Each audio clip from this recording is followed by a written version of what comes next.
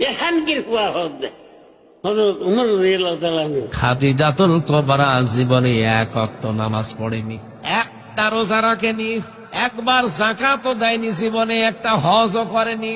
অথচ আল্লাহ নিজে জান্নাতে ঘর বানিয়ে তার জন্য পাঠিয়ে দিয়েছেন পৃথিবীতে একজন মহিলা, যার জন্য জান্নাতে আল্লাহ ঘর বানিয়ে স্বয়ং সুসংবাদ পাঠিয়েছেন জিবরাইলকে দিয়ে। সুবহানাল্লাহ। তার পুরা জীবন আমি পড়ে দেখেছি এইটাই। তিনি আর যাই করেছেন উনি পাননি, এগুলো নামাজ পাননি, রোজা পাননি, হজ পাননি, যাকাত পাননি, কারণ এন্তেকালের পরে এই বিধানগুলো সব নাজিল হওয়া। এবারে একটা বিষয় পাওয়া গেছে, উনি স্বামীকে উদ্বুদ্ধ করতেন দিনের জন্য।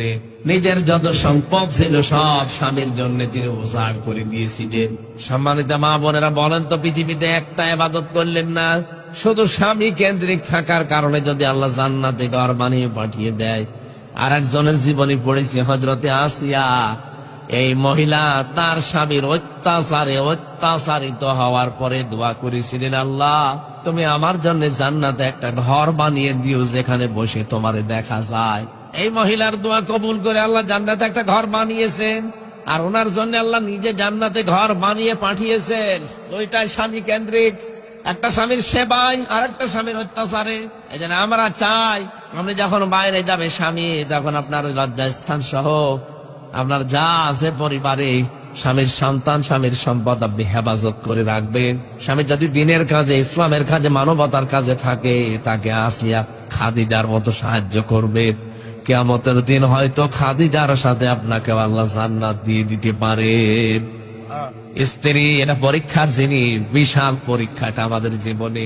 এই পরীক্ষায় উত্তীর্ণ হওয়ার জন্য মুহাম্মদুর রাসূলুল্লাহর পথ অনুসরণ করা লাগবে। নবীজি পর্যন্ত স্ত্রীর সাথে প্রায় 29 দিন কথা বন্ধ করে দিয়েছিলেন। ওরা বাঁকা হাড়ের তৈরি, তো ছাতা সোজা করতে গেলে ভেঙে যায়। এই জন্য যে যেভাবে চলতে চায় ওইভাবে ওদেরকে কাজ আদায় করে নেওয়া লাগবে। অন্তত যদি মনে হয় যে কিয়ামতের আমার দরকার নেই, তাহলে মাঝে মাঝে নামাজের পরে দোয়া করবেন, আল্লাহ দুনিয়ায় তো কপালে দিয়েছো, অন্তত ভালো হয়ে ব্যবহার করার তৌফিক দিও।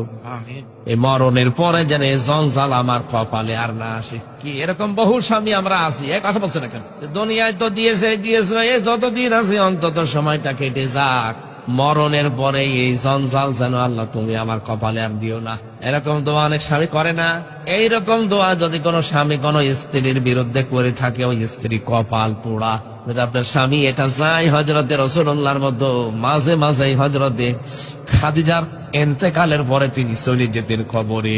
পাশেই তো কবরস্থান দেখেছি, কবরে যে দোয়া করতেন, রব্বুল আলামিন কিয়ামতের কঠিন ময়দানে হয়তো বাবা ছেলের পরিচয় দেবে না, স্বামী স্ত্রীর পরিচয় দেবে না। কঠিন ওই ময়দানে হাসরে যেন আমি আমার খাদিজাকে ভুলে না যাই। কি করেছিলেন স্ত্রী হিসাবে স্বামীর জন্য? অন্য কোন স্ত্রীর নাম তো বলেননি, এই একটা মহিলার নাম কেন বললেন? কি করেছিলেন বলেন তো মা বোনেরা? আপনি কি করেন যে আপনার জন্য স্বামীটা জীবন একদিন দোয়াও করে না, আরো বলে আল্লাহ এ জঞ্জাল কবে আমার ঘাট থেকে যাবে? স্ত্রী যেহেতু পরীক্ষার বিষয়ে, পরীক্ষাকে পরীক্ষার মতো সামনে নেওয়া লাগবে। আমি সহ যারা এসেছি আমাদেরকে আল্লাহ এই পরীক্ষায় উত্তীর্ণ হওয়ার তৌফিক দেন, বলেন আমিন। 2 নম্বরে সন্তানাদি, এগুলো পরীক্ষার বিষয়, এগুলো আকর্ষণীয় করি আল্লাহ দিয়েছেন।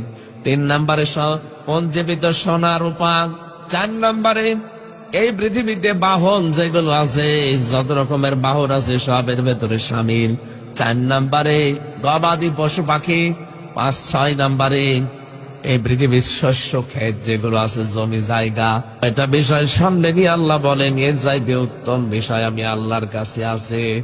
লিল্লাযীনা তাকাউ ইনদা রাব্বিহিম জান্নাত। কোন মানুষ যদি সত্যি আল্লাহ ওয়ালা হয়ে যায়, আল্লাহকে ভয় করে জীবন চালাতে পারে, যদি জীবনকে তুচ্ছ মনে করে না, এই বিশাল সুখগুলো আমার সামনে আছে, এই সুখগুলোকে আমি পরিমিত ব্যবহার করে আখিরাতের সুখ চাই।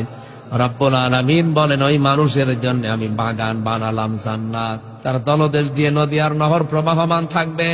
ও ভাই, এত বড় জান্নাত, এটা আমাদের বিশ্বাস হয়। এটা পাওয়ার জন্য অন্তত টাটকা সুখগুলো একটু পরিমিত ব্যবহার করা লাগবে। রব্বুল আলামিন বলেন, আজওয়াজুম মুতাহহারা, পবিত্র স্ত্রী দেওয়া হবে যা কখনো তোমার উপরে মন খারাপ করবে না।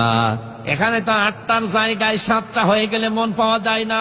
ওখানে কিয়ামতে আল্লাহ যে ভোর আপনাকে পবিত্র স্ত্রী দেবে, কোনদিন আপনার উপরে মন খারাপ তারা করবে না। সুবহানাল্লাহ বলেন। রিদওয়ানুম মিনাল্লাহ। 3 নম্বরে আল্লাহ বলেন আমি নিজে তোদের উপরে রাজি হয়ে যাবো। আল্লাহু বাসীরুম বিল ইবাদ। রব্বুল আলামিন বলেন আমি আল্লাহ কিন্তু সূক্ষ্মদর্শী, খুব ভালোভাবে সব দেখতে পাই। আল্লাযীনা ইয়াকুলুনা রব্বানা ইন্নানা আমান্না ফাগফির লানা যুনুবানা ওয়া কিনা আযাবান নার। 6টা গুণ তাদেরকে এখন থেকে অর্জন করা লাগবে। মোনাজাত করলে আমার কাছে বলবে রব্বুল আলামিন আমরা ঈমান এনেছি, আমাদেরকে মাফ করে দাও, জাহান্নামের আগুন থেকে আমাদেরকে তুমি মুক্তি দিও।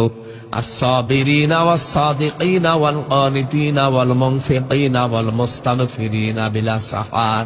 সত্যবাদী হবে, সবর করবে, এই পৃথিবীতে আল্লাহ রাসূলের অনুগত থাকবে। যতটুকু সাধ্য আছে সাধ্য মতো যতটুকু পারেন খরচ করে যাবেন।